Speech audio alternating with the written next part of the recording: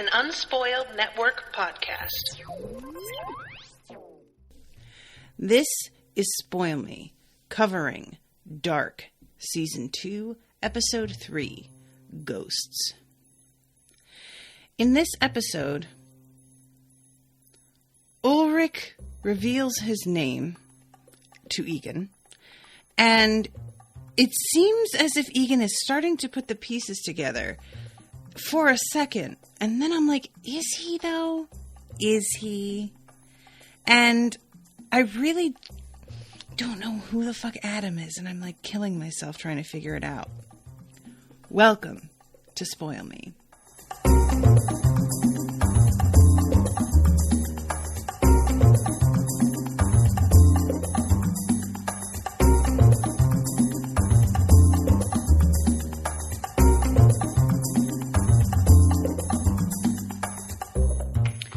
Welcome to the show, everyone. I am Natasha.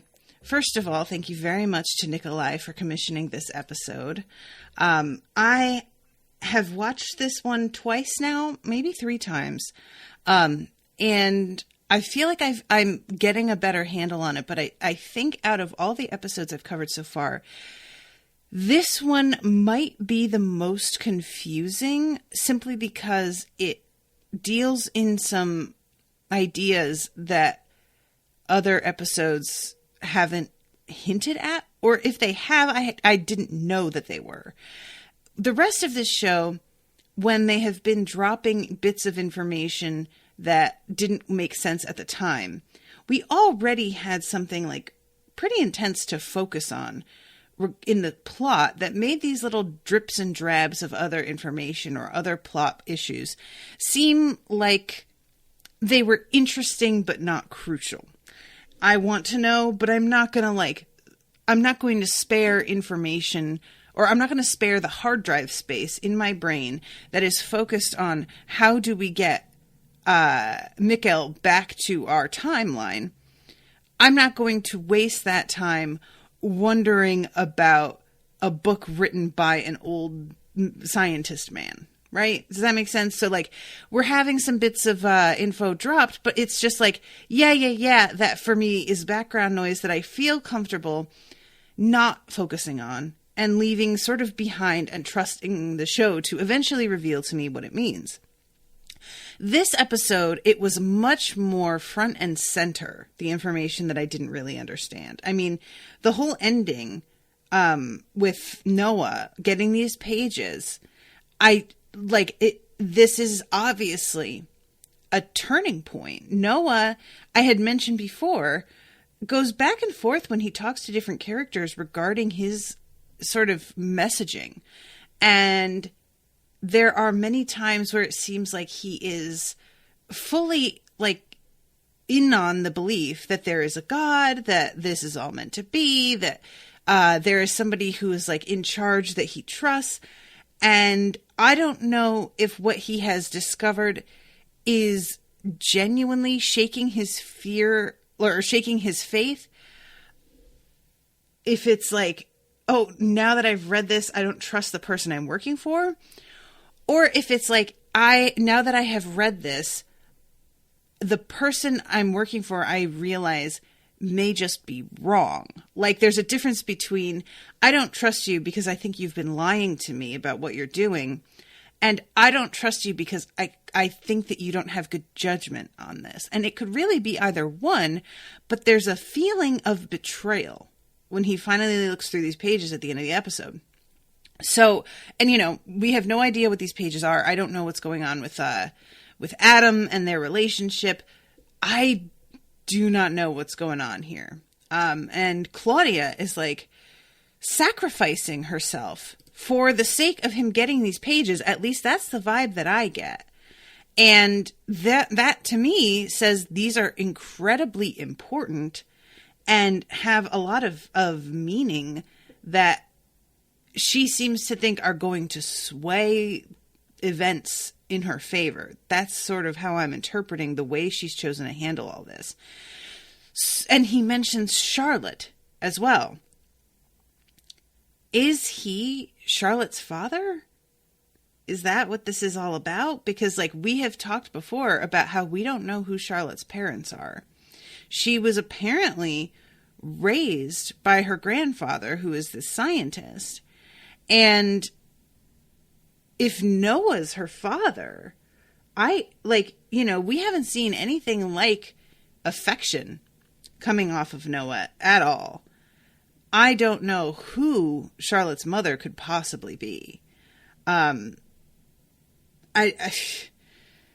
I don't know what to make of this, but it feels like the way he reacted that Charlotte's his daughter. Now, I might be misinterpreting that too. This is all kind of going off of the body language, the way that he reacts with such intensity. That feels like a parental reaction. Maybe brother, but there was something almost possessive about it. And I don't feel like brothers tend towards that sort of energy. But anyway, okay, so let's start off this episode. Ghosts.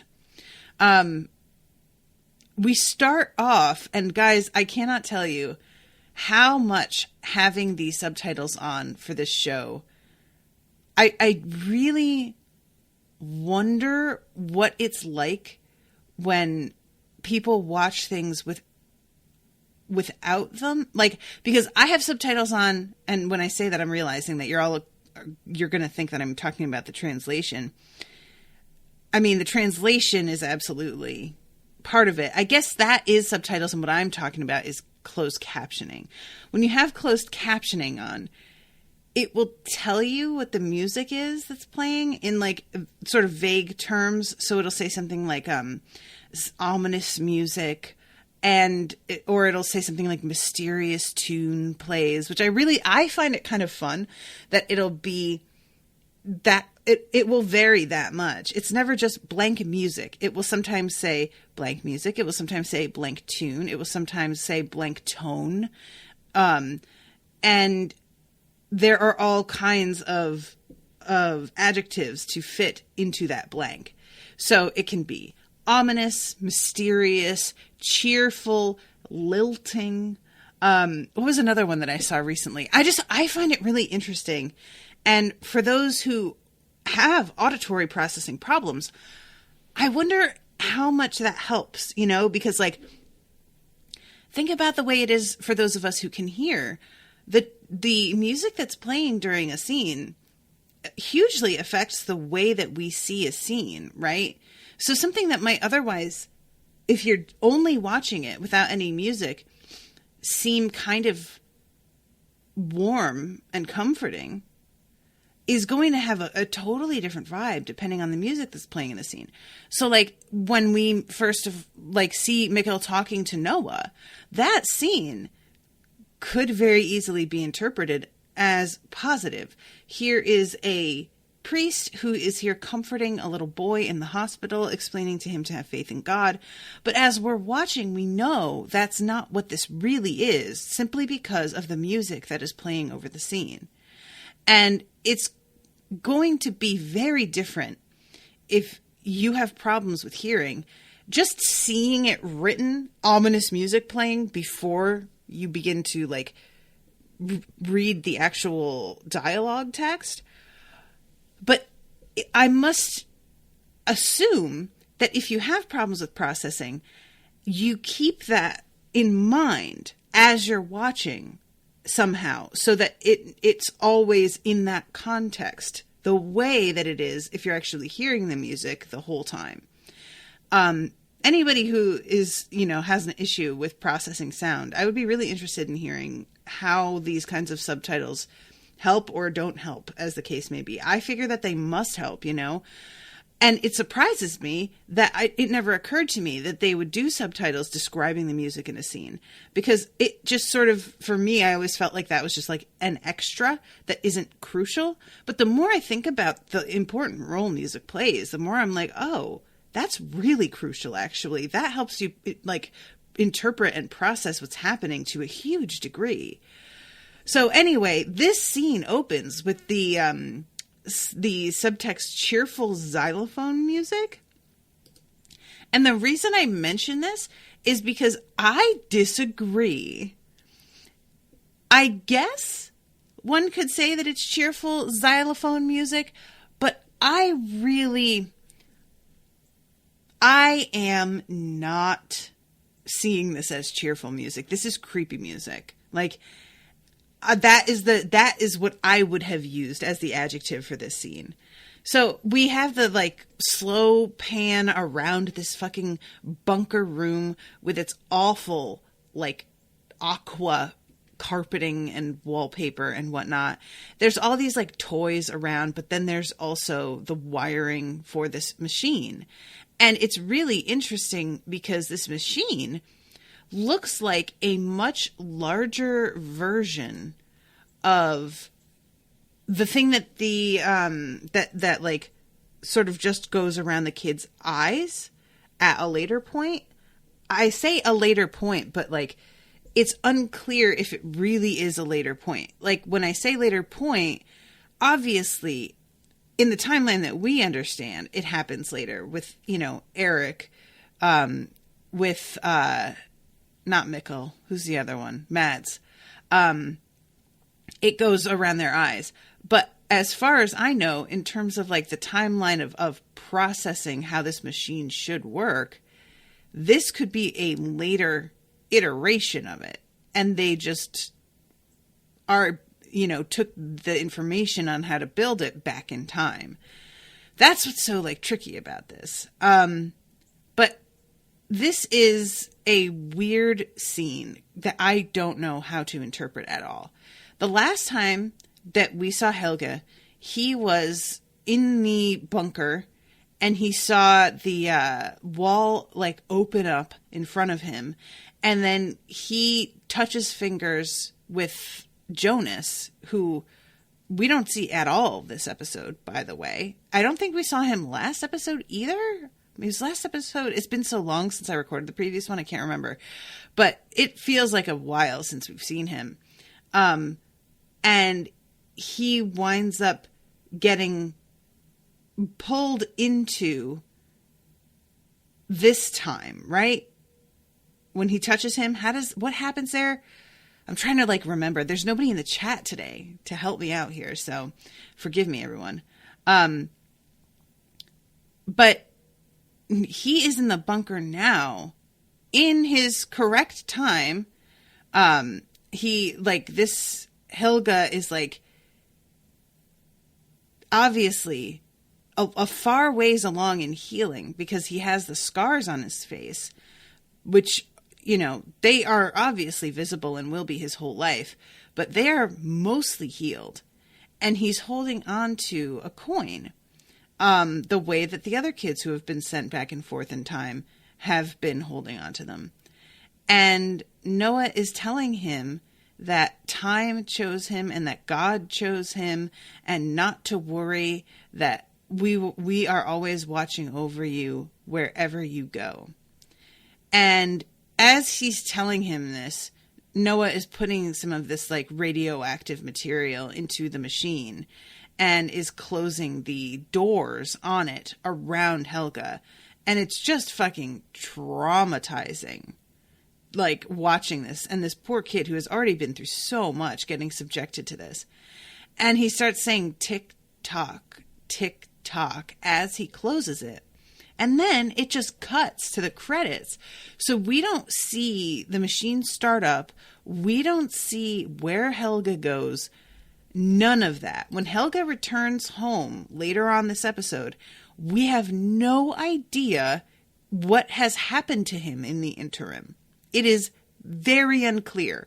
All we know is that he has obviously had a relationship with Noah, like that has turned into a sort of trusting to the point of being abused sort of thing, because Noah is the only one that Helge will talk to when it comes down to it.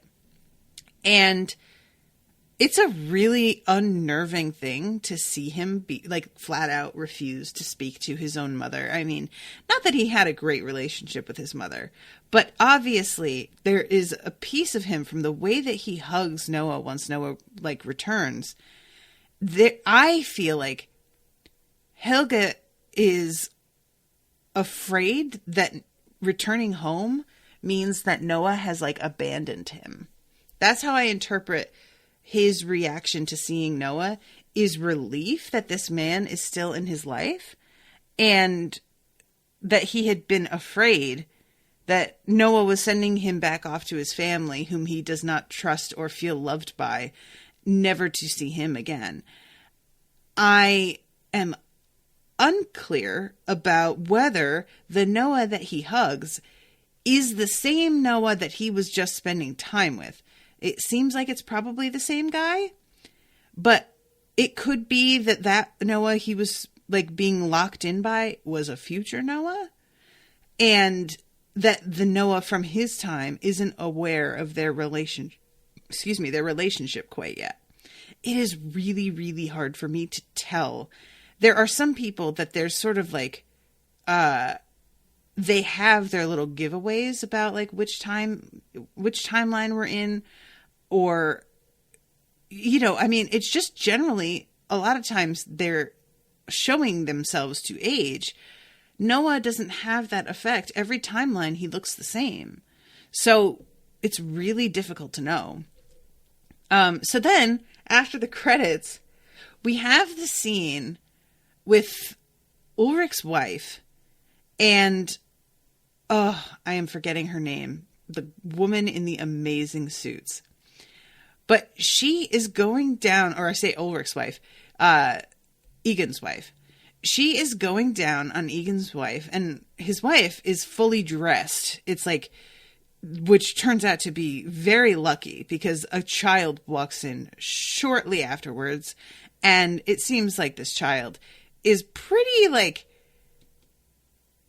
she's savvy enough to know some shit's going on, but she can't quite like put her finger on what it is. She may have more of an idea than we as adults give her credit for, though.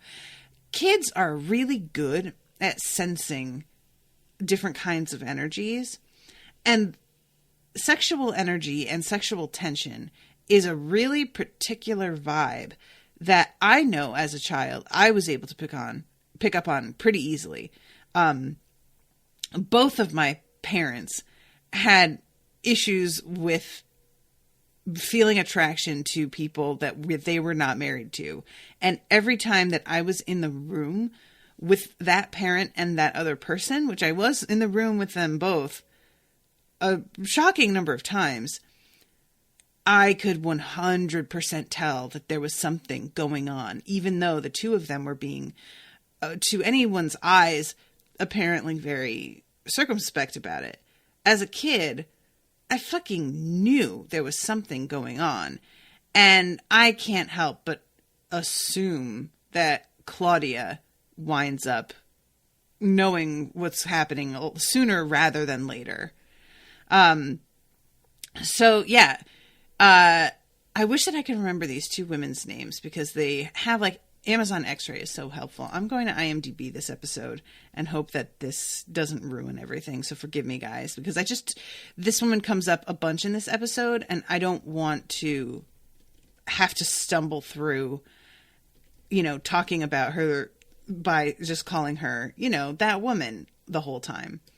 So let's see. IMDb Dark Season 2, Episode 3. Okay, let's see. Ghosts. Here we go. Sorry, guys, for this. Okay, so Greta Doppler is his mother's name. Thank God for that, too. Agnes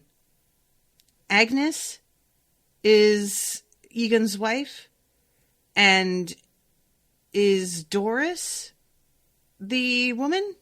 Let me click on her. I think Doris is his wife. And Agnes is, okay, yes. Oh, thank God. So Agnes is the woman that is staying with them and who is apparently Noah's sister. So yeah, she basically, they finish up she winds up coming, and Doris does, and Agnes is laughing with her face basically in Doris's lap when Claudia comes into the room. And, you know, there's just a vibe, and I think Claudia totally knows what's going on here. I love seeing these two women standing beside one another, because Claudia she has her back to the camera and you can see her braids. And I feel like this is a really beautifully like framed image here. So you have the shadow of the child in front of the camera, and then these two women standing looking rather guilty right beside one another. And we have Doris in her, like, I won't say even frumpy. It's just a much more modest and casual blue print dress with buttons up the front. And then next to her, we have Agnes wearing this fucking flawless electric yellow suit with this wide collar, a nipped in waist. I mean, guys, this bitch, she looks insanely good in this outfit. It is really annoying. I want this outfit for myself. I also want to point out that she is wearing yellow, like Jonas often is. Again, just pointing out color things. I wish I should start keeping a spreadsheet of like characters and the colors they're wearing, and see if I can start to like find a pattern there, because she is wearing a lot of color, and Claudia, when we go see her like in the past, she is wearing a ton of bright colors when she is the CEO of the power plant. Like, there's a scene later where she's wearing this like bright blue pantsuit. Anyway, I have, gotten like 5 minutes into this episode, and I'm 20 minutes into the actual podcast. So I really need to get my act together. But Agnes gives Claudia some money, basically in the understanding that, yeah, you take this and go off and buy yourself a little something nice and forget that you saw anything. And hopefully I have made you like me enough because I gave you this money that you will keep your mouth shut about whatever is going on here. So I really like this moment. Agnes has to go, and you can see Doris looking like really concerned about it, but she doesn't want to be clingy. So she's like restraining herself from saying too much. But the two of them kiss goodbye, and it's honestly a really sweet moment. Like, I love the two of them together, and how it's really like Agnes is definitely the one seducing Doris. It's hard to tell whether Agnes really cares about Doris or not. Like, Agnes obviously is playing this game, and it's unclear to me whether this is real or not. But I love Doris realizing that there's like a reason why she hasn't felt the way that she thinks she should for her husband. And we wind up seeing later that Egon is talking to like a coworker of his, and the two of them have apparently not had sex like for ages now. And he is really worried about it. And he's like, I don't know how much at the forefront of anyone's mind it was at the time. Maybe they're gay. It's like a really quick thing for us to jump to nowadays, where this is more accepted and it's something that we recognize as happening like really frequently. But back then, I really wonder if that was something that even occurred to people. And, of course, then there's also, even if it did occur to them, they're going to assume that this is like a choice rather than just who you are. So whether or not it occurs to them is almost irrelevant at that point. But he sees the two of them together, and like he came home at one point with flowers for her. Like, he's trying to be kind to her and in an attempt to sort of seduce her. And we know he isn't the problem. It's not his fault. It's that she isn't into him because he's a man. And he sees the two of them, and it's an interesting scene because there's not anything sexual happening in the scene. The two of them are just talking and smiling together. But he knows. You can see on his face the shock and the realization. It seems very clear to me that as soon as he sees the two of them together, he immediately recognizes that they are either into each other, or at the very least that his wife is into Agnes. Whether or not it's mutual, I think he can read that his wife is happy and open in her body language in a way that she has not been with him, and he like knows why immediately. So that's a really tough thing, man, because like this is the sort of thing that gets me so angry when people talk, as they do, about how society is falling apart because of all of this LGBT nonsense. And it's like, do you know how many miserable people there were married to spouses that they either didn't love or whom they did not love back, not understanding why they don't feel the way they are supposed to feel, and the other person not understanding why, despite their best efforts, their spouse does not seem to be interested in them? How horrible. Like, I don't, the downside to people knowing who they are and getting the freedom of choice to be who they want to be with is, as far as I can tell, non-existent. But the downside to people pretending to be somebody else in order to make it in society and then having to live a lie their entire lives seems pretty fucking clear to me. Maybe that's just me.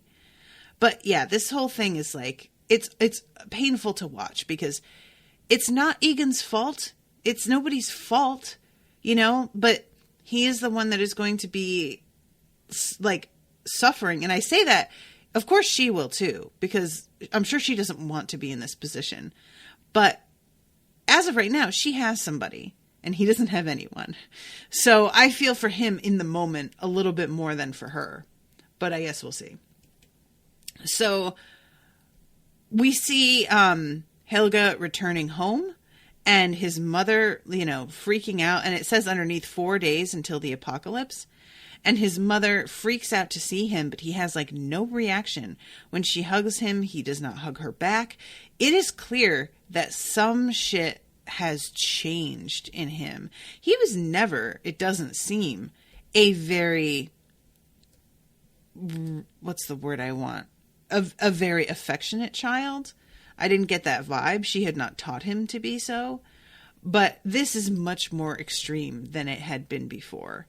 And also, like, it's clear he has been gone quite a while.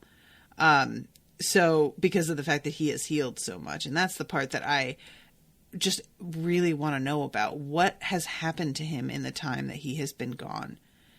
So, then we have this interesting scene between Claudia and Agnes's son. Can't remember what his name is. But he is there. It's a real weird scene. And I remember I had seen the moment, like in the credits, they will often take moments from later episodes and cut together flashes of those moments into the credit sequence. And there was a moment where I was like, is that person just pulling their pants down? What is this? And it turns out, yeah, that's exactly what's happening here. So she is, she being Claudia, is walking along with this kid, and they're talking about like where they're from and yada, yada, yada. She asks him like why he doesn't like to talk about it before, where he was before they moved. And he says, my mom was sad all the time. I lived in a home. She doesn't like talking about it, so I don't either. And I'm really, really curious about that. Like, I lived in a home. What exactly happened? Was it because she was abused and they were like in a shelter? Because when he says I lived in a home, it makes it sound like they were separated, but he may not mean it that way. She asks about other family. And he says she has a brother, but I think they hate each other. And they're, walking in this way that feels really tense. And then you see her stop on the path and look around, and she looks at him, and he has this extremely uncomfortable expression on his face. And she says, "So are you going to show it to me now?" And he looks like uncomfortable. And this is one of those moments where I'm like, unsure how to take this, because obviously molestation can definitely happen between children. Of course, somebody who's 14 is still a minor, but they can still molest a 7-year-old. It's not like this is not the power dynamic will still be there, but the two of them seem very close in age. And I can't tell, the way that they talk about it here makes it feel as if they had already agreed to do this, and he's fulfilling his end of a bargain. I don't know if that's accurate or not, but whatever the case, he drops trout and she just stands there and stares at him and is examining him in this incredibly sort of dispassionate way that I can't decide if he is okay with this, if he wanted this, if this is an exchange and she agrees to let him look at her. I mean, I just don't know. But it's a really weird moment, and we cut from her as a child to her as an adult. And she's staring with that same sort of open-eyed, shock almost, but she's looking at the time machine, which I find really amusing. So this is the adult, not the older version, but the middle-aged version of Claudia. And her daughter comes out and is trying to find a book before she heads out to school. And her mother is well, I just thought maybe you could skip school today and we could do something together. And we know that this is her attempt to connect with a daughter that she is realizing she has lost connection with. There is nothing between them. And Regina is looking at her kids aren't stupid. She can tell her mother is trying to make up for something, and she doesn't really feel receptive to this at all. I have a history test today. I have to go. And after school, I was going to go for a swim. And she's about to leave, and Claudia stops her and gives her a hug, which you can see Regina is just what is happening here? Excuse me, what is happening here? And she cups her face and says, "I like the way that you wear your hair now. It makes you look so adult." And guys, this is one of those things that I think a lot of us go through when we have a tough relationship with our parents. And not necessarily everyone, but a lot of people. She is realizing that her mother has suddenly begun to process the damage that she's done. And she gets to decide whether she wants to allow repairs to be made. And I want to just say outright, if you are on the receiving end of a damaging, toxic relationship, you are under no obligation to accept an apology when somebody offers one and agree to rebuild the relationship. No obligation whatsoever. I have no doubt that there are people who have tried to reach out to their children like this, and their children have accepted what looked like an honest effort, only to be on the receiving end of abuse yet again, to be disappointed yet again. Just because someone is making an attempt does not mean that they have genuinely changed as a person, or that they recognize exactly what it was that went wrong in the first place. And that, to me, is the key. When I ask for an apology, or when I want an apology from somebody, it is never about that person debasing themselves and wanting to feel like I have the upper hand.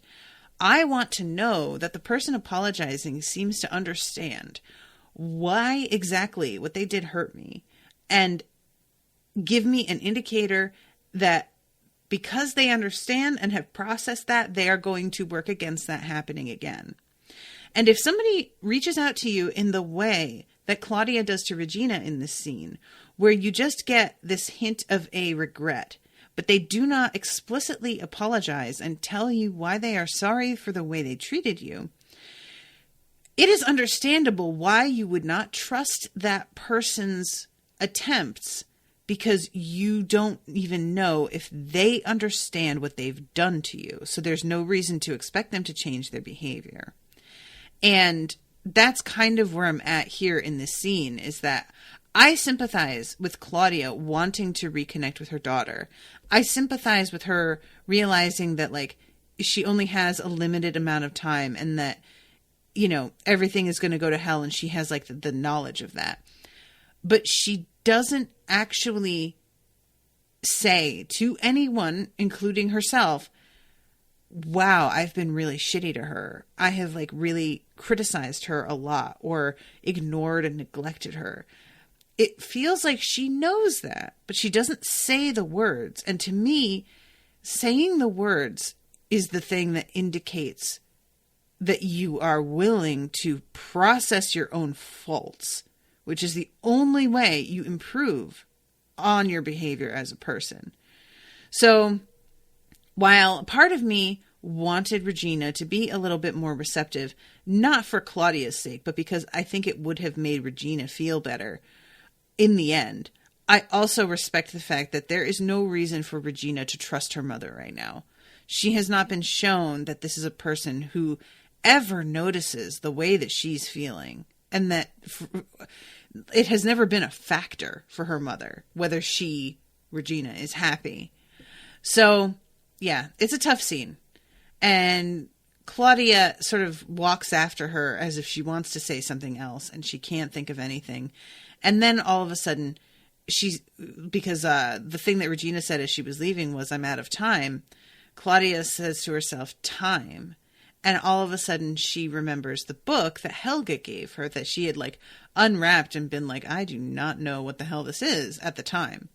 And she decides to go and speak to this author.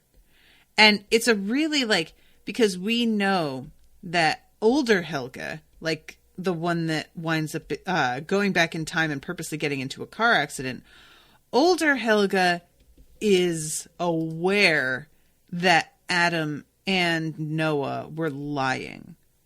But younger Helga, who gave her this book, that has to be a part of the setup, right? Like the setup that I imagine Adam is working on. Because I think this Helga is still one of Adam's pawns. So, okay, let's go over to Egon. It's old Egon now. And he is finally coming across this record. My only aim is to take many lives, the more the better I feel. He is finally realizing that the lyrics that he's finally realizing that the words spoken to him are song lyrics, but they were spoken to him in the 40s, long before this song was written. And the thing about this is that plenty of songs are based on poetry and literature. So this is not definitive. You know, if I were, for example, like reading this and finally came across this line, there would be a big part of me that would be like, oh, wow, that's weird. But then an immediate rationalization would be like, that's got to be from something, right? It doesn't make sense that he would like recite this word for word that long ago. So it must be from something else. And I would immediately drop that as being sort of evidence of anything. I don't know if Egon's mind works that way. But we then jump to young Egon, and he goes to try and speak with poor Helga, young Helga. And Helga is not talking to anyone. He is sitting on the edge of his bed, immobile, mostly. And it seems like he has toys that he isn't playing with. He barely like makes eye contact with anybody until she like yells at him to say something. He doesn't even raise his eyes.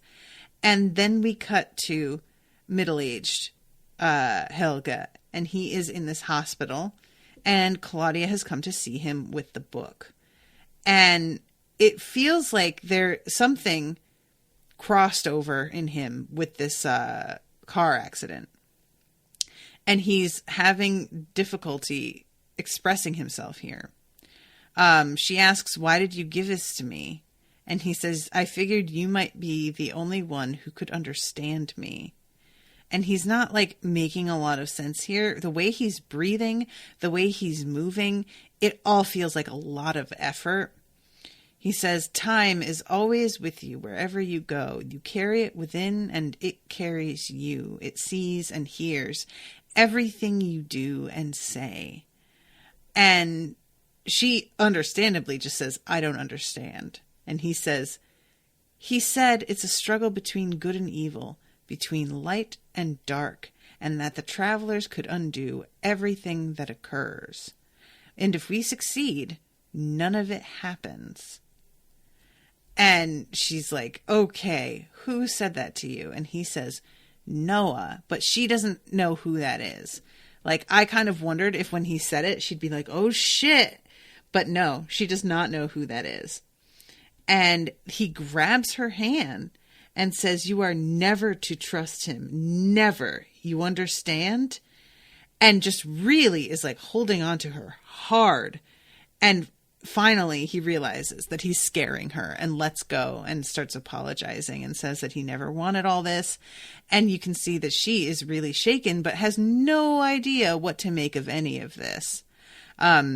But then he just starts saying tick tock, tick tock. And as we know, when he is old, he starts to say that shit all the time. So we have the meetup between Agnes and Claudia. And it's a really interesting thing because it looks at first like Agnes decides to betray Claudia. But it's sort of like unclear after a bit whether or not this was part of both of their plans, because Claudia knows she's going to die. And Agnes sees the newspaper clipping that Claudia, like the old woman, her body was found. So was this each of them working together to make this thing happen because they know it's necessary? Or was Agnes really actually betraying Claudia? I don't think so. I think that she was in on it. The two of them were in on this together. So yeah, they are talking here, and they're discussing like the importance of Noah and the fact that he is her brother. And Claudia is saying our lives are defined by our family.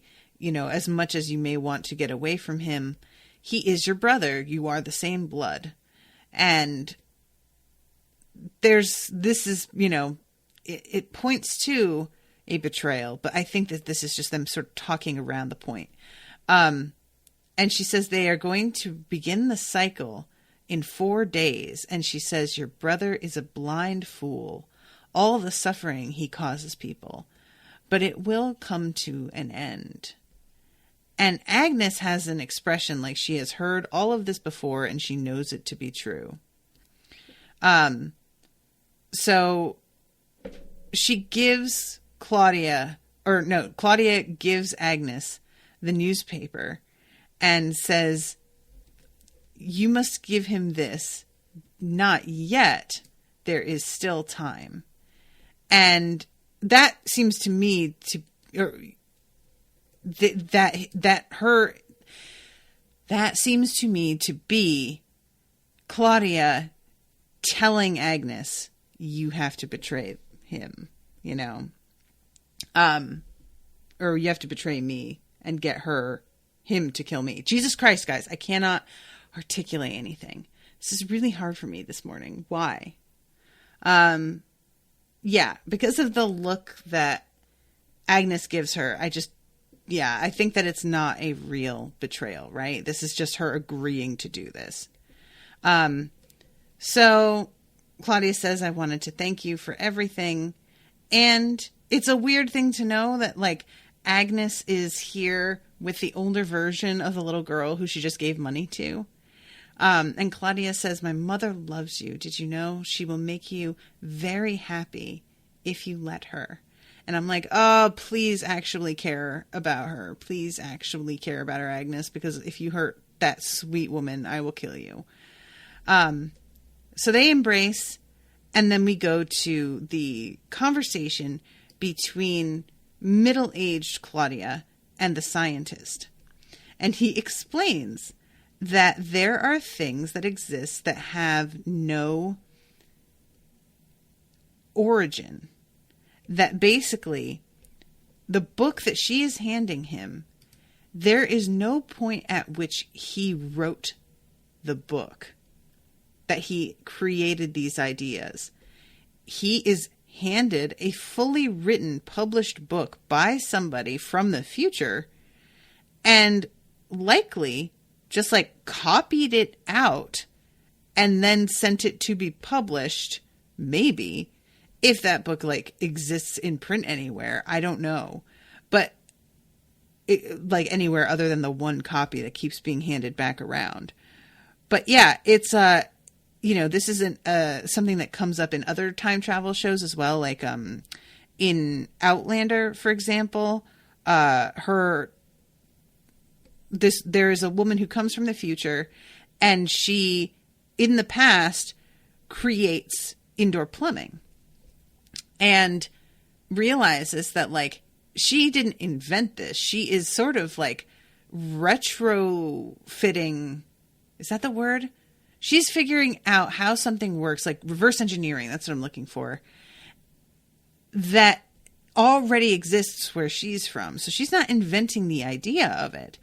And she wonders to herself how many things in the world exist because of somebody who time traveled back and just brought a whole piece of already like created machinery and the concept for it with them. And that is what this conversation mostly has to do with, is like the cycle of things, and some things not actually having a beginning or an origin. And it's a really weird conversation, but yeah, I liked it. So then we have Egon, and he is in the middle of talking to, his partner about the two kids that turned up dead and the Doppler boy and yada, yada, yada, because they don't know. She says he's been locked up for half a year. I feel like there has to be something going on here.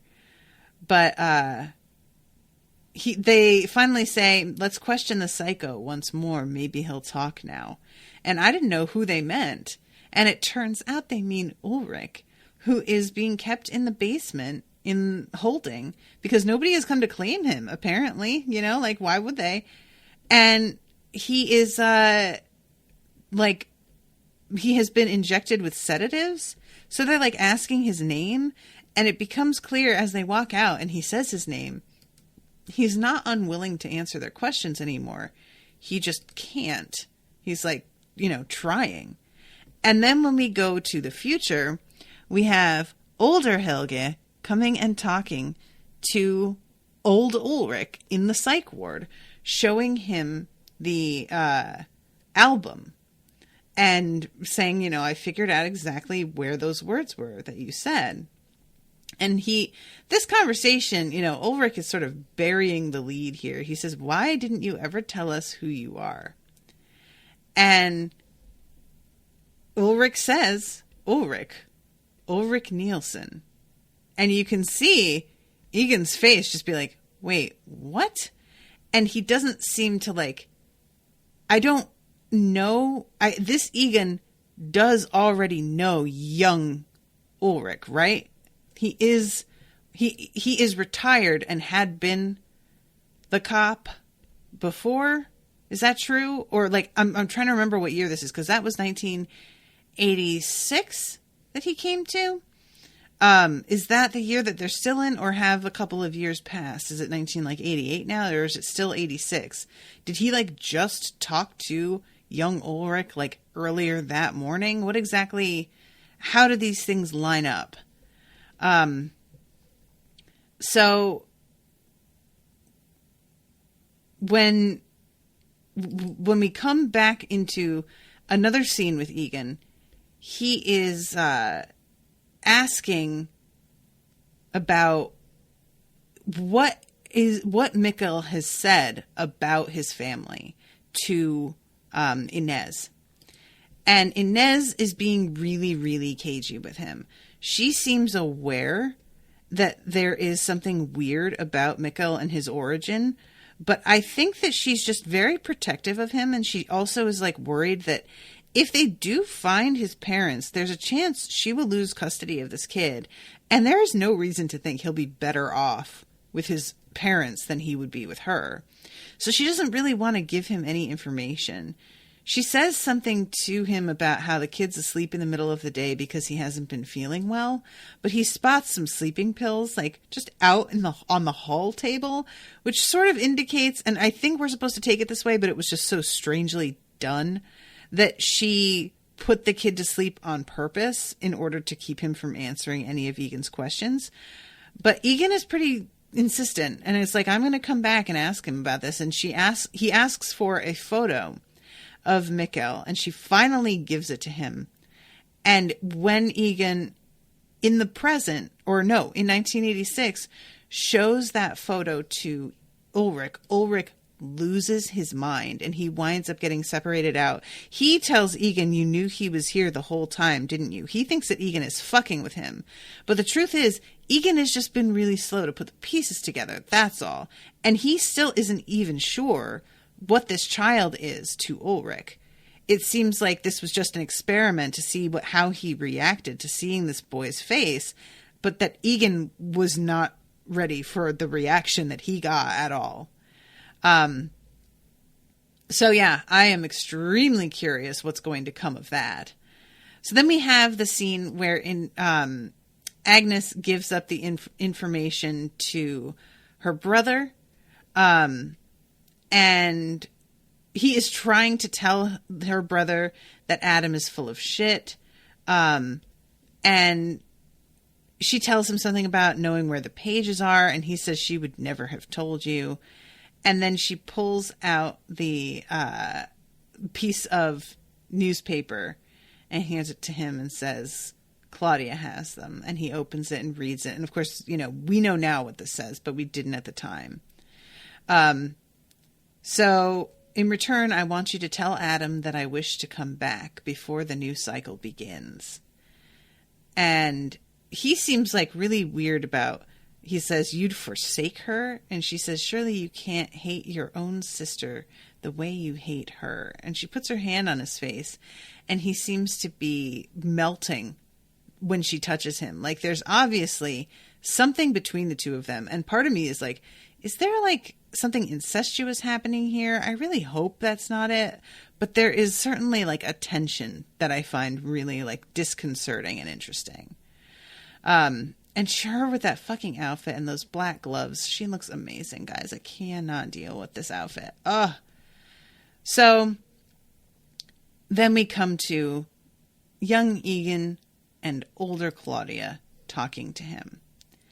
And she tells him, I am here because I have to tell you something. And he points out that her eyes are two different colors and that his daughter has the same thing. And she says, at this point, forgive me for everything. You never deserved any of this, but sometimes it's the best ones who are hit the hardest. And you are too good a man. The world does not deserve you. And the way she's talking, you can see him getting genuinely flipped out, but he doesn't want to kick her out until she starts like really saying, I want you to know I'm incredibly sorry for the things that happened and the way that they happened. I assume part of this is going to be being left by his wife, but also in the future we see, because older Egan comes to speak to Claudia, middle-aged Claudia, to tell her that he has cancer. And it's very clear they have not got a good relationship. Like, she wants him to make an appointment with her secretary for like the next week in order to just speak to her. And it's just a really like, it's just so strained. And the thing that's so painful about it is that he does not seem to blame her for it at all. When he's speaking to her and she's saying that she's busy, he is extremely understanding. And it's just like, look, I know you have a lot to do, so I just wanted to let you know, I'll get out of your hair. I know that you have a lot of stuff to take care of. And he's not saying it in that, well, I know you're so busy, so I guess I'll leave. He's dead ass serious about the fact that he understands she has better things to do than talk to him. And it's just like, I don't know what happened between the two of them, but it is just really hard to watch this scene and older Claudia getting so emotional talking to him. Guys, as you get older and you realize the baggage with your parents and how, like, sometimes your parents were not doing their best. Sometimes they just fucked up real bad because they were selfish, bad people. And sometimes they fucked up because they were doing their best and their best just was, like, pointed in the wrong direction. And I get the feeling from the way Claudia is talking to him. She feels it's that latter one, that things didn't go well between them. And she looks back and realizes he was really trying. And it just wasn't what she needed, or it wasn't what he needed. Something went wrong, and it wasn't anyone's fault necessarily. There's just something about the way she talks to him that feels very familiar to me. And when he tells her in the future that he has cancer, she doesn't know how to react, and she finally, like, hugs him, but it's a weird, stilted scene, and it's intercut with the scene of her as a child greeting him when he comes home, and obviously really glad to see him and feeling like the two of them have a closer relationship than the one that she has with her mother. And he's talking to her about, he's like trying to, like, make light of this thing. He says, I have a secret. I think I saw a witch today. And he's like trying to be kind of cute with it. And they keep talking over this. And finally he just sort of is like, she said that she was sorry. And his daughter says, that doesn't sound like a witch. And he just says, how would you know? You've never seen one. She asks if the flowers he brought in are for her mother. He nods, and she says, you're much too good a person, Papa. The world doesn't deserve you. And you see him just really freak out and start kind of shaking, and he backs away from her. And, I mean, the two eyes as being different colors.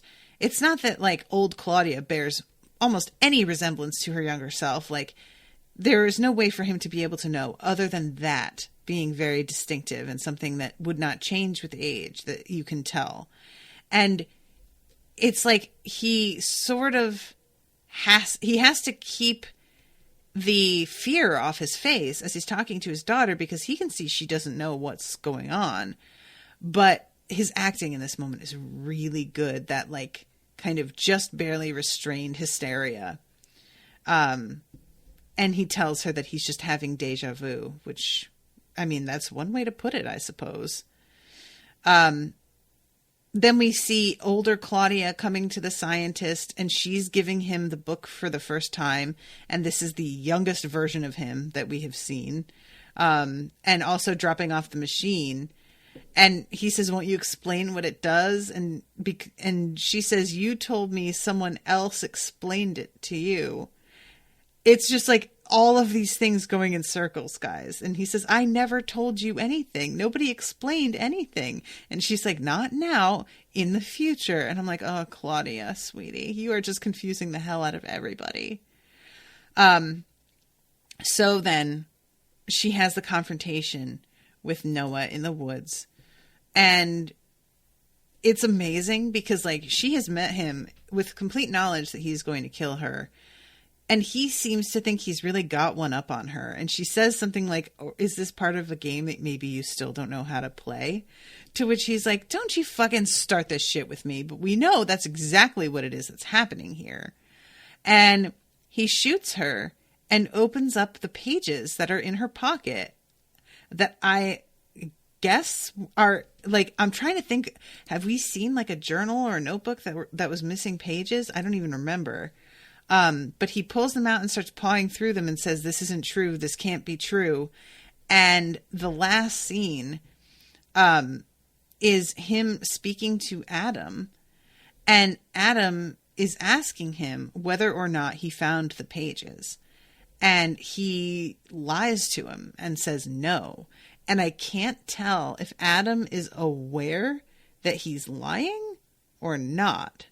But he tells Noah that Claudia got exactly what she deserved. And then says, in the end, we all get just what we deserve. And then we see a photo of her up on his wall in the frame. And it's real weird and creepy. And I hate Adam's face. And I don't like looking at him. So that is the end of the episode. I have to wrap because I'm a little over time. But thank you again very much to Nikolai for commissioning this. I'm sorry that I got so convoluted in talking about this. But like I said, guys, I think this might be the most confusing episode so far. So hopefully I will have it a little bit more together by the next recording. But yeah, thank you very much, Nikolai. I hope you guys are enjoying this, and I will see you soon with a new episode. Until then, toodaloo, motherfuckers.